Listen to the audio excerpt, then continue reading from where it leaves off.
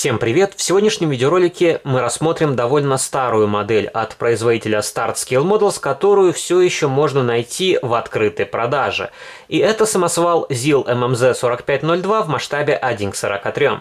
Впервые эти модели SSM показал в 2015 году. Их рекомендованная розничная цена на тот период времени составляла 2450 рублей. И было представлено сразу два варианта окраски грузовых автомобилей. Друг от друга они отличались не только схемой окраски кабины и кузова, но и вариантами оформления решеток радиатора. Первый тип, более ранний, был с кабиной голубого цвета с серым кузовом. Второй тип, более поздний, был полностью темно-зеленый. Как раз эту модель мы рассмотрим в сегодняшнем видеоролике. И чуть позже также вышло лимитированное издание в темно-зеленых коробочках. Эти грузовички стоили чуть дороже, чем обычная серия, 2950 рублей. И машина была окрашена в желтый цвет с красными полосами, аварийная служба, Мосметро. И в 2016 году также вышло чуть упрощенное издание в коробке «Автоистория». Модели продавали за 1850 рублей, и грузовик был с синей кабиной и с голубым кузовом. И также примерно в тот промежуток времени предлагалась продукция Ultra Models. У них тоже было два варианта оформления решеток, и грузовики отличались друг от друга цветом. Ранний тип решетки был с кабиной синего цвета и с зеленым кузовом, а более поздний грузовик был с кабиной цвета хаки и с зеленым кузовом, который отличался по оттенку от первого варианта. Но модель от Ультры я не стал брать в свою коллекцию, потому что у нее не очень понравилась детализация кабины. И такие модели также выходили в наборах для самостоятельной сборки. АВД Models, в то время они назывались «Автомобиль в деталях». И, по-моему, чуть позже этот грузовик также появился в рамках журнальной серии «Легендарные грузовики СССР» от Мадимио.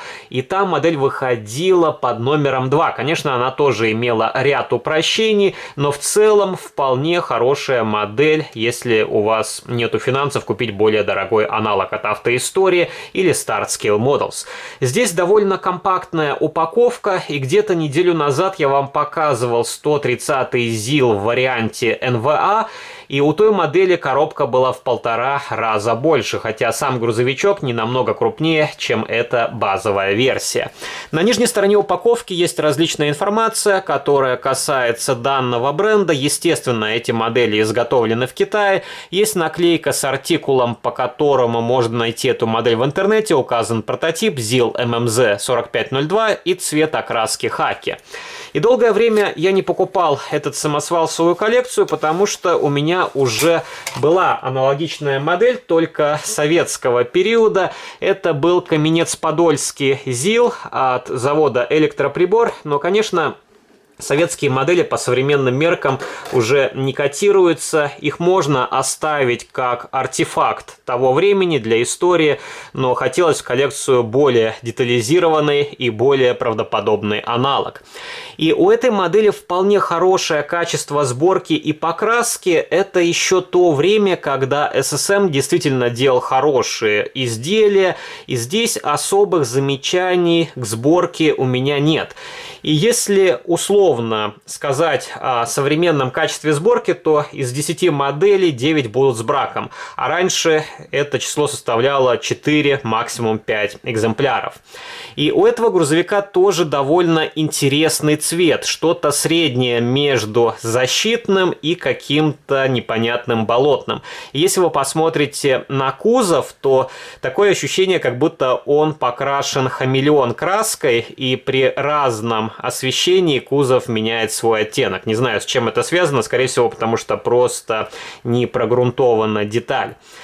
И на этой модели я поставил харьковские покрышки, потому что изначально здесь резина была не очень хорошего качества. Я тоже вам покажу оригинальные покрышки от этого автомобиля. И здесь присутствует боковая маркировка, но она не очень четкая. И эти покрышки мне не нравятся тем, что такое ощущение, как будто они перекачаны. Здесь получается яйцеобразный профиль. И такую резину обычно, когда я снимаю с модели от автоистории Start-Scale Models и устанавливаю на иликоновские КАМАЗы. Она отлично садится на иликоновский диск, более современный, который уже имеет тоже съемные покрышки. И вот такая проработка шин больше подходит под менее проработанные модели от Иликона. А, например, если ставить на КАМАЗы от Иликона харьковскую резину, она очень сильно будет контрастировать на фоне более старой модели, скажем так, другой эпохи.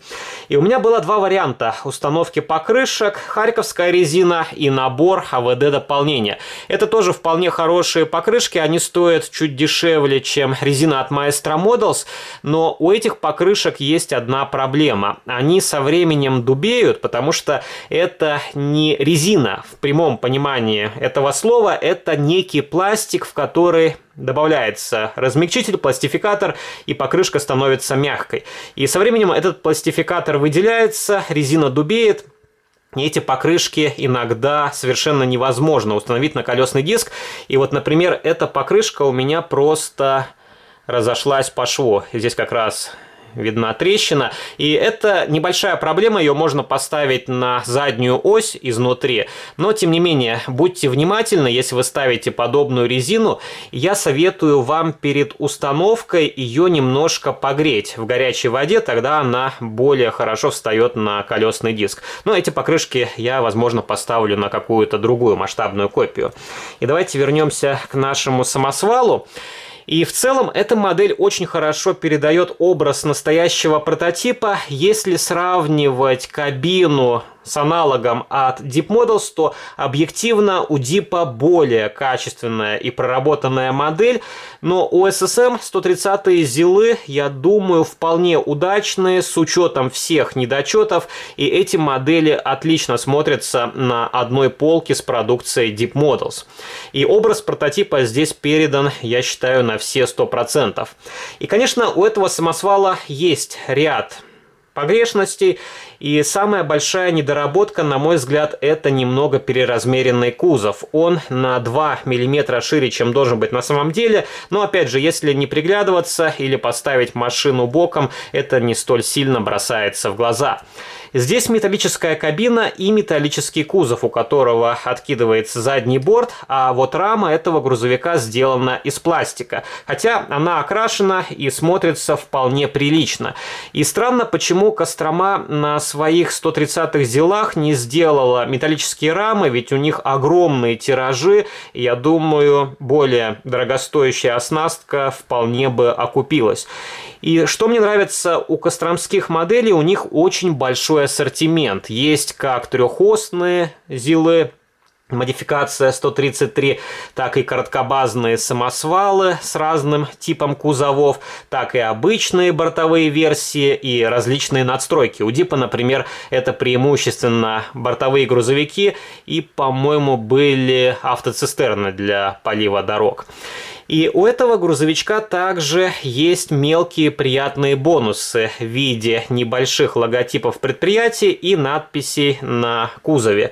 И сейчас попытаюсь прочитать, что здесь написано.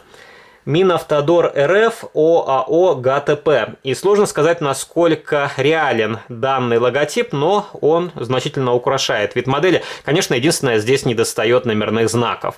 И на кузове написано «поднять кузов, поставить упор». Но вот как написана эта надпись, на мой взгляд, не очень корректно. Обычно пишется «поднял кузов, поставил упор», а здесь как-то, ну, на мой взгляд, не очень по-русски.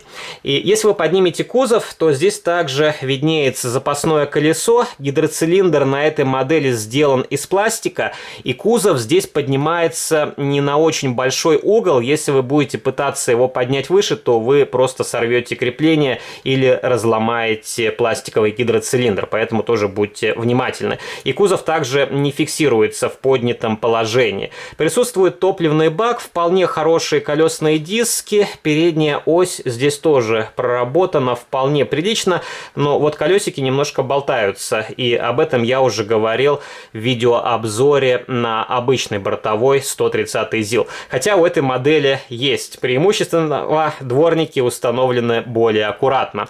И, кстати, на предыдущем ZIL я пытался их поставить чуть правильней, но такое ощущение, как будто там дворники чуть короче, чем должны быть на самом деле. Тоже вот такие нюансы. И у этой модели отлично проработан интерьер, окрашенные сиденья, также окрашена панель приборов, есть небольшая декаль, имитирующая датчики, ну и другие узлы, которые встречаются на большинстве костромской продукции. Присутствуют небольшие поворотнички, задние фонари в виде прозрачных элементов и установили небольшие пластиковые брызговички. И пишите ваши комментарии, понравился ли вам данный самосвал, какие похожие ZIL есть у вас, в каком варианте окраски и от каких брендов. Также не забывайте поддержать этот видеоролик лайком, вступайте в мои группы в социальных сетях ВКонтакте и Фейсбуке, и не забывайте заглянуть на мой второй канал, там к этому времени уже выложен 3-й видеоролик. А на сегодня это все, до новых встреч, пока!